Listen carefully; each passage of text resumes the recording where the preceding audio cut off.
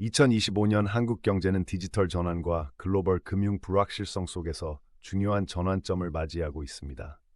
인플레이션은 3.2%, GDP 성장률은 2.1%로 예측되며 실업률은 3.8%를 기록 중입니다. 특히 AI 기술과 친환경 산업의 성장이 두드러지며 한국은행은 이러한 지표를 종합해 기준금리 결정을 위한 첫 단계를 시작합니다. 한국은행 금융통화위원회가 공식적으로 소집됩니다.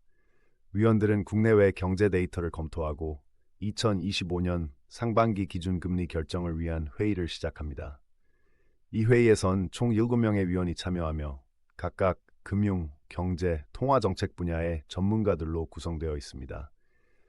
회의 시작 전 위원들은 최신 경제 보고서를 검토하며 입장합니다. 위원회는 소비, 투자, 수출 등 주요 경제 부문별 데이터를 심층 분석합니다.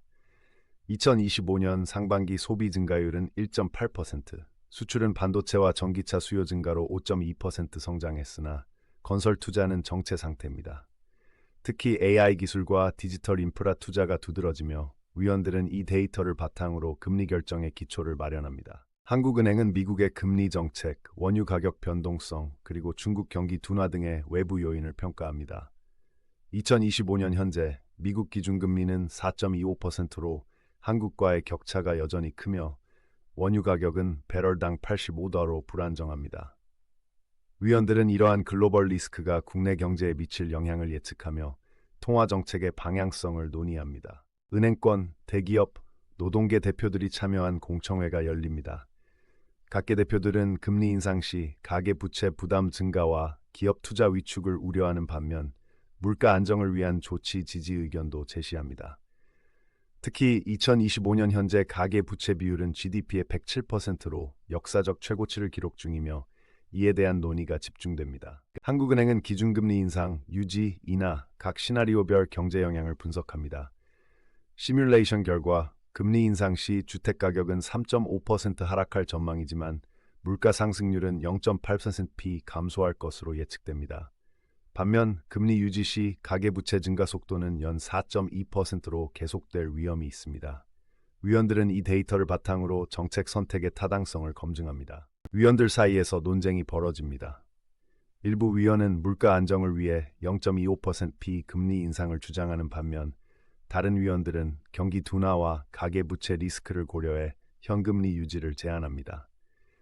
2025년 현재 한국은행 내부 의견은 물가 대 경기 우선순위를 놓고 팽팽히 맞서고 있으며 이날 회의에서 표결 없이 추가 검토가 결정됩니다. 금융통화위원회는 공식 투표를 통해 기준금리를 3.75%로 0.25%p 인상하기로 결정합니다. 7명의 위원 중 5명이 찬성표를 던졌으며 인상 이유로 물가 상승 압력 지속과 원화 약세 방지를 명시했습니다. 이 결정은 2023년 이후 누적 인상폭이 2.0%에 이르며 한국은행 총재는 향후 정책 방향에 대한 기자회견을 예고합니다. 한국은행 총재가 기자회견을 통해 금리 인상 배경을 설명합니다. 총재는 2025년 상반기 물가 상승률이 목표치 2%를 상회할 전망이라며 가계부채 리스크는 별도 정책으로 관리할 것이라고 강조했습니다.